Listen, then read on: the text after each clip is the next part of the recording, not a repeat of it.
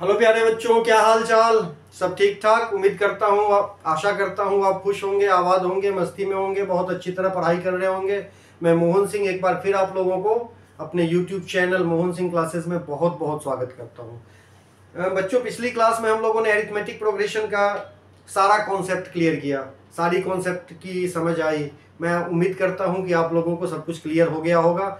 आओ बच्चों, अब हम आज से एक्सरसाइज में एंटर करते हैं और सबसे पहले एक्सरसाइज 5.1 करेंगे। ठीक है प्यारे बच्चों, 5.1 में है सबसे पहला क्वेश्चन। इसमें पूछा है कुछ अरिथमेटिक प्रोग्रेशन के लिए लैंग्वेज दिया हुआ है और पूछा है कि वो एपी है कि नहीं है। ठीक है, इसमें क्या दिया है सबसे पहला question, in which of the following situation does the list of the numbers involve to make the arithmetic progression and why. क्यों? अब देखो, व्हाई अरिथमेटिक प्रोग्रेशन में जब कभी भी व्हाई आएगा ना तो उसका एक ही आंसर होगा, because common difference is not same या common difference is same.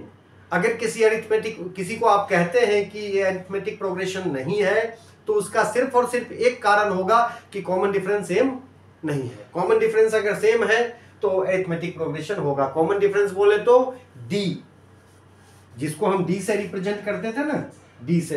Common difference मतलब कोई भी नंबर माइनस उससे पहले वाला नंबर, जस्ट कंसेक्यूटिव नंबर्स का गैप।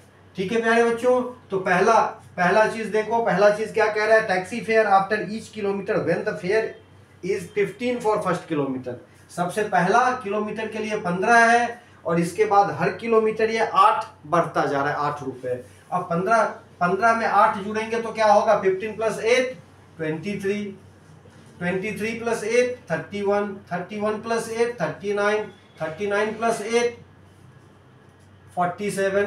तो इस तरह ये है। तो देख रहे हो बीच का गैप जो है क्लियर, उसने बोला है कि हर किलोमीटर, हर एडिशनल किलोमीटर में 8 रुपए ज्यादा लगेंगे। तो यहां पर डी बन गया 8, है ना। तो yes, it is a arithmetic progression with common difference 8। तो ये एस हो गया, और जो एस हो गया उसके लिए हमें नहीं लिखना है कॉज। लिखना हो तो आप कह देंगे yes common difference is 8, that's why it is arithmetic progression. ठीक है प्यारे बच्चों, चलो सेकंड में चलते हैं। सेकंड क्वेश्चन कह रहा है the amount of air pressure of cylinder vacuumed pump removed 1/4 each time. अब देखो, ये अरिथमेटिक प्रोग्रेशन नहीं है, क्योंकि जितना भी वॉल्यूम है, मान लेता हूं मैं 64 लीटर मान लो, 64 मीटर क्यूब मान लो, 64 कुछ भी, कोई भी यूनिट हो, बट नंबर 64 लिया। अगले बार में यह इसका 1/4 हो जाएगा। 64 इसीलिए लिया क्योंकि आप लोगों को 1/4 करने में आसानी होगी। इसका 1/4 का मतलब 16 का भी चौथाई भाग 4, इसका 1/4 1, इसका 1/4 1/4, इसका 1/4 1/16 डैश डैश डैश डैश। तो यहाँ पे कॉमन डिफरेंस नहीं है ना सेम। देखो यहाँ कितना बढ़ गया, 48 कम हुए, और यहाँ पर 12 कम हुए, और यहाँ पर 3 कम हुए। तो आप लिखेंगे no, because common difference is not same.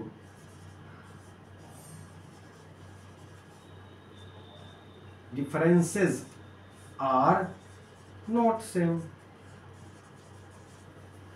क्योंकि इसमें डिफरेंसेस हर केस में अलग अलग होता जा रहा है ना। तो आपने इतना नहीं लिखना है, आपने सीधे लिख देना है no because common difference is not same.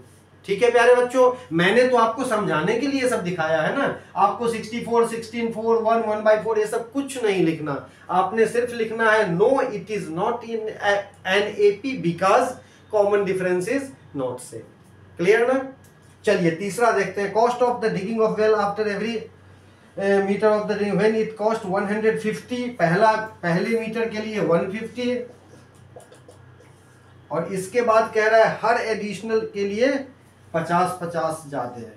तो 50 ज्यादा का मतलब है 200 हो गया, 50 ज्यादा का मतलब 250 हो गया, फिर से 50 ज्यादा का मतलब 300 हो गया। तो देखो यहाँ पे कॉमन डिफरेंस सेम है तो इसको कहेंगे यस।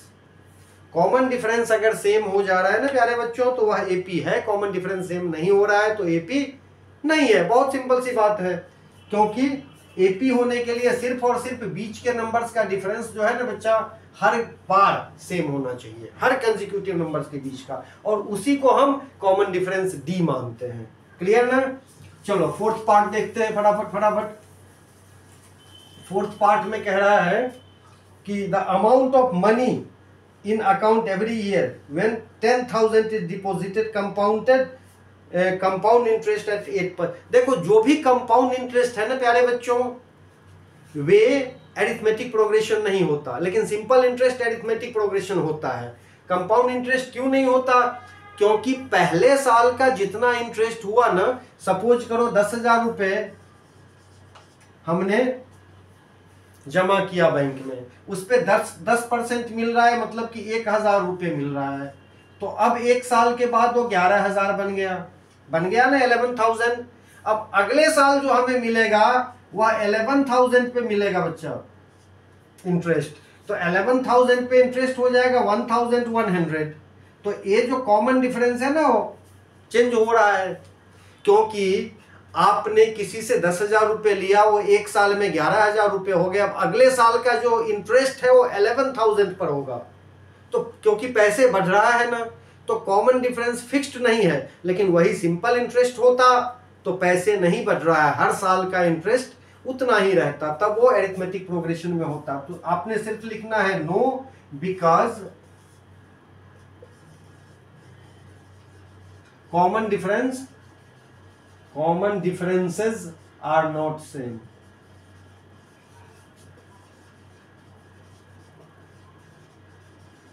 नॉट सेम या नॉट इक्वल वर्ड थोड़ा ज्यादा अप्रोप्रिएट लग रहा है, तो इसीलिए इक्वल वर्ड का यूज करो। ठीक है बच्चों, नन्हे मुन्ने बच्चों, प्यारे राज दुलारे बच्चों, समझ में आ रही है सारी चीजें ना? तो इस तरह से फर्स्ट क्वेश्चन हो गया। सिर्फ बताना था हमने कि कैसे होना है, किस कंडीशन में यह एरिथमेटिक प्रोग्रेशन रहेगा और किस कंडीशन में एरिथमेटिक प्रोग्रेशन नहीं रहेगा। ठीक है, तो मुझे लगता है कि आप लोगों को एरिथमेटिक प्रोग्रेशन का कॉन्सेप्ट समझ में आ गई बच्चों। तो अब दूसरा क्वेश्चन है, जब समझ में आ गई तो दूसरा क्वेश्चन में क्या कह रहा है? हर केस में ए दिया है और डी दिया है, हर केस में ए और डी दिया हुआ है। ए मतलब पहला टर्म 10 और डी मतलब कॉमन डिफरेंस 10, और कहता है कि 4 टर्म बताइए। ठीक, अब आप यहां पे लिख दो एपी, पहला टर्म दिया हुआ है 10 और हर टर्म में 10 ऐड करते हुए जाओ, क्योंकि यहाँ कॉमन डिफरेंस 10 दिया हुआ है। तो ए हो जाएगा 20, ए हो जाएगा 30, ए हो जाएगा 40 और डॉट डॉट कर दो। ये है आपका एरिथमेटिक प्रोग्रेशन, जिसमें 1 2 3 4 टर्म आपने दिखाया। बहुत सिंपल है ना? ये सब क्वेश्चन जनरली कोई टीचर नहीं पढ़ाते, क्योंकि पढ़ाने की जरूरत भी नहीं, और ये आएगा भी नहीं एग्जाम में। इस तरह से करो, ये बस समझने के लिए ये आपके बुक में दे दिया है कि एरिथमेटिक प्रोग्रेशन का कॉन्सेप्ट कितनी समझ में आई आप। लेकिन मैंने तो आपसे प्रॉमिस किया है ना कि एक भी क्वेश्चन नहीं छोड़ेंगे एनसीईआरटी का, तो इसीलिए करवा रहा हूँ, कोई बात नहीं। दूसरा देखो, ए है -2 एंड डी है 0। ए -2 एंड डी 0। अब क्या करें? करना क्या है? कुछ भी नहीं। एपी हो गया -2 -2 -2 -2 एंड डैश डैश डैश। 0 का मतलब न तो ये बढ़ रहा है न घट रहा है, तो क्यों कंफ्यूज होना? कई बार बच्चे कंफ्यूज हो जाता है इस पे, तो नहीं होना है कंफ्यूज। ठीक है प्यारे बच्चों, क्वेश्चन नंबर 3 में देखो, ए दिया है -2 एंड नहीं, ए दिया है 4 एंड डी दिया है -3। a = 4 and d = -3। तो फिर लिख दो यहाँ AP। -3 का मतलब 3 कम करते हुए चलना है। 4 में से 3 गया 1 में से 3 गया -2 -5 हो गया। 3 माइनस करते चलना है हमने। सिंपल है ना? बहुत सिंपल है। क्वेश्चन नंबर 4 देखो,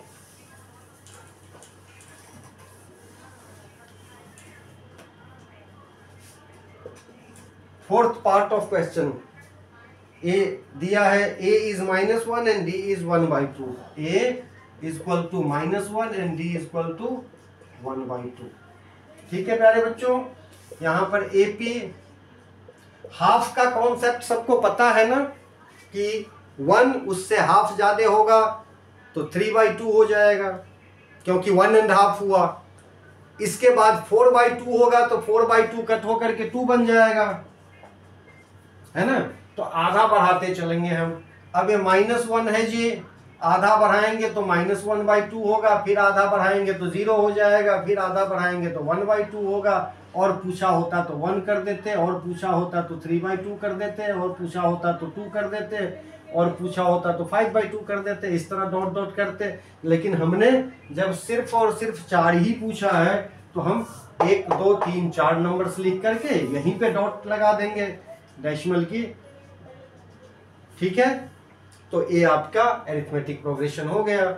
5वां क्वेश्चन देखो, 5th पार्ट में कह रहा है a इज -1.25। अब डेसिमल में दे दिया a इज इक्वल टू -1.25, और d इसमें लिखा हुआ है -0.25, -0.25। देखो प्यारे बच्चों, अगर जिनको प्रॉब्लम हो वे रफ में करके देख सकते हैं आप, है ना। यहां पर AP बन गया -1.25, इसमें माइनस और होगा तो माइनस बढ़ेगा, -1.50 हो जाएगा, तो 0 नहीं लिखना है हमने। फिर अगला टर्म -1.75 हो जाएगा, फिर अगला टर्म 2.00 हो जाएगा माइनस में, तो वो 000 लिखने की आवश्यकता नहीं है। 4 टर्म हो गया, आपका AP बन गया। बस इतना ही पूछा था इसमें। क्लियर है? यहां तक समझ में कोई दिक्कत नहीं ना? तो आगे चलूं। अब क्वेश्चन नंबर 3 करेंगे। बहुत आसान है बच्चा। जनरली टीचर यह एक्सरसाइज नहीं पढ़ाते 5.1, क्योंकि आसान है, थोड़ा सा समझा देते हैं और कहते हैं बच्चे करके रखो, है ना। लेकिन चूंकि मैं वचनबद्ध हूं, वचनबद्ध मतलब प्रॉमिस किया हुआ है, तो कराना तो पड़ेगा ही। ठीक है बच्चों। तीसरा क्वेश्चन देखो। तीसरा क्वेश्चन में for the following APs right the first term and common difference. देखो बहुत सिंपल सी बात है, बताया तो है सारी चीजें, लेकिन यहाँ कहता है प्रैक्टिकली करके दिखाओ जी। एक एपी दे दिया 3 1 -1 -3, 3 1 -1 -3। अब गौर से देखो, हमें झंझट में नहीं पढ़ना है। हमने फर्स्ट टर्म बोला है तो 3 हो गया, और कॉमन डिफरेंस बोला है तो this minus this, 1 - 3 equal to -2। अब यहाँ आने की जो वैसे कोई मुश्किल नहीं है, कर तो हम सकते हैं किसी भी बाद वाले में से पहले वाले को माइनस, लेकिन क्यों झंझट में पढ़ने जाए जब 1 - 3 इक्वल टू -2 मिल गया हमें। यही पूछा है, दो चीजें। क्या पूछा है? First term and common difference. First term को A कहते हैं या A1 भी लिख सकते हैं आप, और कॉमन डिफरेंस को D कहते हैं। है कोई मुश्किल क्या? नहीं ना। सेकेंड पार्ट देखो। सेकेंड पार्ट में प्यारे बच्चों ए पूछ दिया है -5 -1 3 7, -5 -1 3 7। तो यहाँ पर फर्स्ट टर्म आप चाहो तो वर्ड में भी लिख सकते हो, first term is equal to -5 and common difference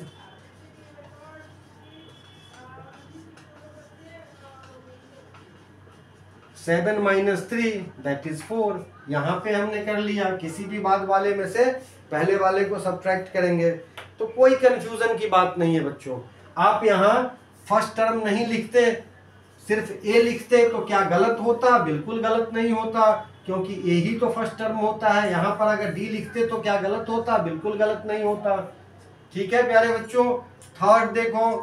third में दिया है 1/3 5/3 9/3 13/3, 1/3 5/3 9/3 13/3। यहाँ पर A हो गया फर्स्ट टर्म 1/3, और D मतलब 5/3 -1/3, तो 3 का 3 ही रहेगा, 5 - 1 ये बन गया 4/3 आंसर। यहाँ first term and common difference, ये दो चीजें पूछा है, तो फटाफट कर सकते हैं हम इसको, कोई दिक्कत नहीं। फोर्थ पार्ट देखो। फोर्थ पार्ट में दिया हुआ है 0.6 1.7 ऑब्वियसली 2.8 होगा एंड 3.9 इस तरह का है ना बच्चों। ठीक, यहां देखो first term a equal to 0.6 and d equal to 1.7 minus 0.6, तो 7 माइनस 6 इज 1 और 1 माइनस 0 इज 1। बस खत्म। डिफिकल्ट था क्या? नहीं ना, कितना आसान था ये।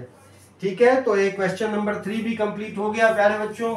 अब बस एक क्वेश्चन के 4-5 पार्ट्स बचे हुए हैं, क्वेश्चन नंबर 4, और इसके बाद ये एक्सरसाइज खत्म हो जाएगा और अगली वीडियो से हम लोग रियल स्टडी बढ़िया से जो एग्जामिनेशन में आने वाला है वो शुरू करेंगे। ठीक है बच्चों, क्वेश्चन नंबर, लेकिन समझना बिल्कुल है ये भी, ऐसा नहीं कि ये एग्जामिनेशन पॉइंट ऑफ व्यू से अच्छा नहीं था, मतलब सुटेबल नहीं है तो नहीं पढ़ना है। किसी भी चैप्टर का कॉन्सेप्ट पूछता है क्या एग्जामिनेशन में? नहीं ना, लेकिन फिर भी हम कॉन्सेप्ट क्यों पढ़ते हैं? क्योंकि हमारा माइंड क्लियर हो जाए, स्पष्ट हो जाए, फोकस हो जाए। कॉन्सेप्ट के बिना प्रॉब्लम हो ही नहीं सकता, तो ये समझे बगैर भी प्रॉब्लम नहीं हो सकता। छोड़ना नहीं है, ऐसा नहीं कि इस तरह से नहीं आएगा एग्जाम में तो हम नहीं पढ़ेंगे इसको। अब a+b का होल स्क्वायर लिखो, ऐसा थोड़े आएगा एग्जाम में, नहीं आएगा, लेकिन वो याद रखना जरूरी है ना, क्योंकि वह कॉन्सेप्ट है। इसी तरह ये सारे क्वेश्चंस कॉन्सेप्ट के रूप में ही है बच्चों। Which of the following are AP? If they form AP, find the common difference and write 3 more terms. Correct बच्चों। पहला देखो 2, 4, 8, 16 दिया है, 2, 4, 8, 16, नो, इतना ही लिख दो।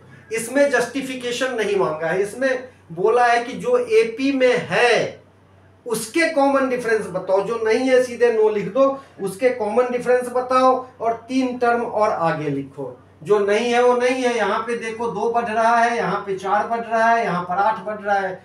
इट इंक्रीजेस 2, इंक्रीजेस 4, इंक्रीजेस 8, सीधे नो। सेकेंड पार्ट देखिए, सेकेंड पार्ट 2, 5/2, 3, 7/2, 2, 5/2, 3, 7/2। ध्यान से देखो बेटा, 2 को अगर मैं बाई 2 में लिखूं तो 4/2 हो जाएगा, 2 कट होके। 3 को बाई 2 में लिखूं तो 6/2 हो जाएगा। तो a 4/2 है, a 5/2 है, a 6/2 है और फिर 7/2 है ना। तो यहाँ पर कॉमन डिफरेंस 1/2 आ रहा है बेटा। क्या आ रहा है? Common difference. और कोई समस्या हो तो सब्ट्रैक्ट करके देख लेना। 3 - 5/2 इज इक्वल टू 2 लेंगे, और हम लोगों ने बात किया है ना 3 2 जा 6 डायरेक्ट लिखते हैं। 3 दूना 6 में से 1 गया 5, तो 1/2 बच गया। यहाँ वही लिखना है 1/2। और जब 1/2 हमें पता चल गया तो नेक्स्ट टर्म्स 7/2 के बाद 8/2 हो जाएगा, दैट इज 4। फिर 9/2 हो जाएगा, ऐसे ही रहेगा। फिर 10/2 हो जाएगा, 10/2 इज 5, आंसर। ठीक, चलो थर्ड करते हैं। थर्ड क्वेश्चन है बेटा -1.2, -1.2, -3.2, -5.2, -2, -3.2, -5.2, -7.2। यहां भी कॉमन डिफरेंस हमें फाइंड करना है। आप डायरेक्ट यहां डी भी लिख सकते हो बच्चा, जरूरी नहीं है हर बार इतना ज्यादा लिखे हम, है ना। अगली बार से मैं भी नहीं लिखूंगा।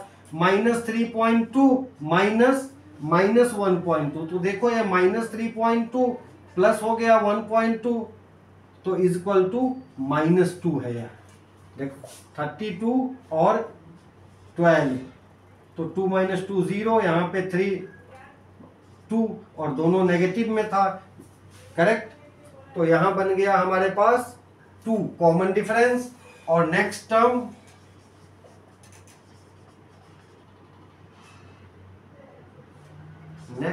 इज इक्वल टू, फिर बढ़ाते चले जाएंगे। हमारे पास -7.2 है, तो -7 to 9.2, -11.2, -13.2, इसी तरह यह इंक्रीज होता हुआ चला जाएगा।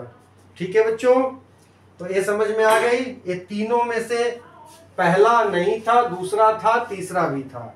अब देखते हैं फोर्थ फिफ्थ है कि नहीं है, चौथा पांचवा ये सब है या नहीं है। अगर है तो उसके कॉमन डिफरेंस डी निकालने हैं और 3 नेक्स्ट टर्म निकालने हैं। तो फोर्थ है बच्चा, हमारे पास फोर्थ टर्म है -10 -6 -2, -10 -6 -2 फिर +2 डैश डैश डैश। करेक्ट।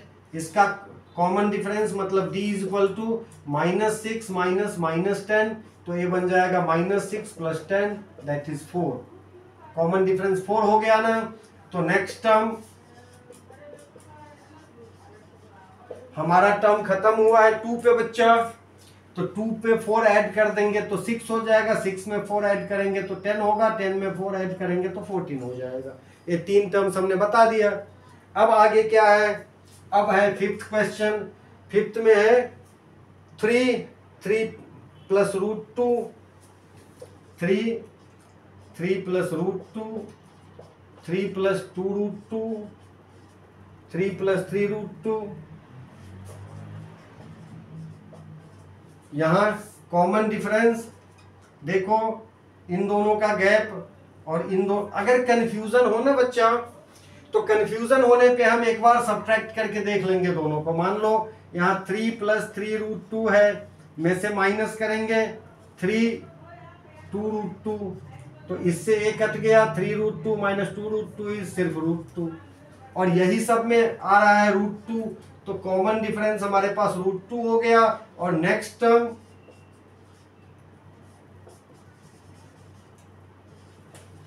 3 + 3√2 तक गए थे हम, अब 3 + 4√2 बनेगा, 3 + 5√2 बनेगा, 3 + 6√2 बनेगा। ये 3 टर्म्स हमने बताना है। तो क्या कोई मुश्किल है ये? नहीं ना। फिफ्थ कर लिया बच्चों। सिक्स्थ क्वेश्चन देखो, सिक्स्थ क्वेश्चन में कह रहा है 0.2 0.22 0.222 0.2 0.22 0.222 फिर 0.2222, तो सीधे लिख दो नो, ये नहीं होगा, क्योंकि इन दोनों के बीच का गैप तो है 0.0002 और इन दोनों के बीच का गैप है 0.002 और इन दोनों के बीच का गैप है 0.02 और बिल्कुल लास्ट में इसी तरह। तो सबका देखने में 0 लगता है, सब में 2 भी है, देखने में लगता है सब में 2 है, लेकिन यह कॉमन डिफरेंस सेम है नहीं, तो ये नहीं है एपी में, नो। 6 के बाद 7। देखो प्यारे बच्चों, 7th क्वेश्चन करते हैं। 7th क्वेश्चन में क्या है जरा देखो गौर से। 7th क्वेश्चन है 0 - 4 - 8 - 12, 0 - 4 - 8 - 12। यस ये है, और है तो d is equal to -4 - 0 is equal to -4 and next term बिना कुछ करे हुए भी निकाल सकते हो। 0 के बाद 4 आया, फिर 8 आया, फिर 12 आया, तो फिर 16 आएगा, फिर 20 आएगा, फिर 24 आएगा, लेकिन सारे नेगेटिव, क्योंकि ये टोटल A to Z सभी नेगेटिव है, तो यह भी नेगेटिव ही रहेगा बच्चों, इतना ध्यान रखना। ये कौन सा था, ये क्वेश्चन नंबर 7 था ना। अब क्वेश्चन नंबर 8, क्वेश्चन का पार्ट नंबर 8, -1/2 -1/2 -1/2 -1/2 हर बार यस ये भी है बच्चों। मैटर नहीं करता यदि कॉमन डिफरेंस 0 हो, तो कोई मैटर नहीं करता है। तो एरिथमेटिक प्रोग्रेशन में 0 बढ़ रहा है, तो क्या वो इक्वल नहीं हुआ? हुआ ना, तो यह है, लेकिन s हमने नहीं लिखना है, हमने d लिखना है 0 और नेक्स्ट टर्म लिखना है कोई सा भी टर्म, यही 1/2 ही होगा माइनस में, 1/2 1/2। तो क्लियर हो गया। अब अगले पेज पे क्वेश्चन, अरे बहुत सारे हैं भैया, कोई बात नहीं, रहने दो। 9th क्वेश्चन, नाइन्थ में नो कर दो सीधे, क्योंकि नाइन्थ नो है। 1 3 9 7 27 सबका कॉमन डिफरेंस डिफरेंट है, तो नाइन्थ को सीधे नो कर दो। 10th लिखो, क्योंकि उसमें हमें स्पेशलाइज करके उसका कारण नहीं बताना है कि क्यों है। A 2A 3A 4A, A 2A 3A 4A, तो इसका डिफरेंस हो गया 2A minus A equal to A। और नेक्स्ट टर्म हो गए 4A तक लिखा हुआ है प्यारे बच्चों, तो 5A 6A 7A, A बन गया। 11th क्वेश्चन देखना है अब। 11th क्वेश्चन में A square A cube A4, no, this is not in AP, क्योंकि A की जगह पे कुछ भी नंबर मान लो, 2 मान लोगे तो 2 का स्क्वायर 4 है, फिर 4 का स्क्वायर 16, अच्छा स्क्वायर नहीं, स्क्वायर के बाद क्यूब, 2 का स्क्वायर 4 है, 4 के बाद फिर 8 है, 8 के बाद फिर 16 है, तो कॉमन डिफरेंस सेम नहीं हुआ ना। ये मैं बता रहा हूं, लेकिन आपने लिखना नहीं है इसमें, करेक्ट, आपने सीधे नो कह देना है। तो अब हम 12th क्वेश्चन करते हैं। 12th में है √2, √8, √18, √32। ये हुआ ना कुछ मजेदार वाला क्वेश्चन, ठीक, ध्यान दो। इसको हम अरेंज करेंगे बेटा। 8 देख लो, 8 को अगर 2 से डिवाइड करते हैं, 2 4 जा 8, 2 चौका 8, फिर 2 दूना 4, 2 1 जा 2, खत्म। तो √8 को आप इसमें से एक 2 तो निकल जाएगा बाहर और एक 2 अंदर ही रहेंगे, तो ये है √2 और ये है 2√2। इसी तरह जब 18 का करेंगे ना बच्चों, तो 18 में से 2 गया 9, ए गया 3, फिर 3 से खत्म, तो √18 हमारे पास बन जाएगा 3√2। समझ में आ रही है? चालाकी कर दिया है कि देखते ही तुम ना कर दो। अब ये 18 हो गया 3√2। इसी तरह जब 32 को करोगे ना बच्चे, तो ए बन जाएगा 4√2। तो यह एक AP है, ना करके मत आ जाना, क्लियर। जिसमें कॉमन डिफरेंस है D equal to 3√2 minus 2√2 equal to सिर्फ √2। और नेक्स्ट टर्म, अब बाहर में जाने दो इसको, 32 64 लिखने की जरूरत नहीं है, हमें ये पैटर्न मिल गया ना। तो 1√2 2√2 3√2 4√2, तो तुम सीधे लिखो 5√2 6√2 7√2, करेक्ट। और अगर समझ में आ जाए तो आप यहाँ पे √50 भी लिख सकते हैं, यहाँ पे 6 या 30 36 दूना 72 72 भी लिख सकते हैं, और यहाँ पे 98 भी लिख सकते हैं। लेकिन ये अगर आपकी समझ में नहीं भी आए ना, तो पैटर्न जैसे मिल गया 4√2 तक है, तो आप 5√2 6√2 7√2 लिख दो, गलत नहीं होगा, मेरी गारंटी है। टीचर को नंबर देने पड़ेंगे क्योंकि आंसर तो करेक्ट है ये, ठीक। तो 12th क्वेश्चन कर लिया। अब हम लोग 13 पे आते हैं।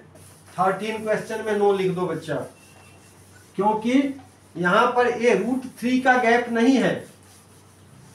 जब इसको देखेंगे आप हर केस में, ये √3 √6 √9 √12, ये रूट में हर चीज का वैल्यू इक्वल नहीं होता हर गैप में, करेक्ट। तो ये नो है, नो करके आ जाना। हम करेंगे 14 को भी नो कर देना बच्चों। ये 14 में नो क्यों कर दोगे? क्योंकि 14 में 1 स्क्वायर 3 स्क्वायर 5 स्क्वायर 7 स्क्वायर है। 1 स्क्वायर 3 स्क्वायर 5 स्क्वायर 7 स्क्वायर। अब देखो गैप सेम नहीं बन रहा है ना, ये 1 हो गया, ये 9 हो गया, ये 25 हो गया, 49 हो गया, तो क्या कॉमन डिफरेंस सेम है?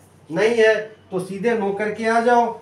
और इसी तरह से 15th क्वेश्चन भी है। नहीं, 15th क्वेश्चन ऐसा नहीं है, स्क्वायर दिया है आपको कंफ्यूज करने के लिए।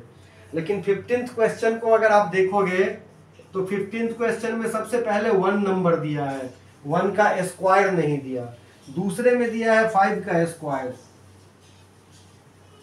तीसरे में है बच्चा 7 का स्क्वायर, और चौथे में है 73। अब देखो कहीं तो इंडिपेंडेंट नंबर है और कहीं पे स्क्वायर है, तो आप इसको ओपन कर लीजिए। 1 ए देखिए बच्चा 25, ए है 49 और ए है 73, तो यह एक एपी में है। 24 का गैप है सब में। अब 73 माइनस 49 इज 24। इसी तरह 49 माइनस 25 इज 24। इसी तरह 25 माइनस 1 इज 24। तो कॉमन डिफरेंस सेम हो रहा है। आपको यह बताने की जरूरत नहीं है, आपको सिर्फ डी बताना है। डी हो गया क्या? डी हो गया हमारे पास 25 माइनस 1 इज 24। और इसके बाद नेक्स्ट टर्म बताना है। अब 73 तक था ना नंबर बेटा, 73 में 24 ऐड कर दो तो 97 हो गया। नेक्स्ट टर्म 97, फिर इसमें 24 ऐड कर दो तो 121, फिर इसमें 24 ऐड कर दो तो 145। ऐड करके देख लेना, ठीक है।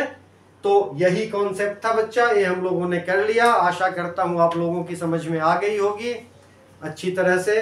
अगर आ गई तो ठीक है, नहीं तो आपके पास तो वीडियो पड़ा हुआ ही है, आप दोबारा भी देख सकते हैं, ठीक है बच्चों। और अच्छा लग रहा है तो अपने मित्रों को भी बताएं, खुद तो सब्सक्राइब करें ही, बेल आइकन जरूर दबाएं, क्योंकि वही आपको बताएगा कि मेरा अगला वीडियो कल आया या परसों आया, है ना। तब तक के लिए जय श्री राम, वंदे मातरम। मिलते हैं फिर अगले वीडियो के साथ। ओके बच्चों, वंदे मातरम, जय भारत, जय हिंद।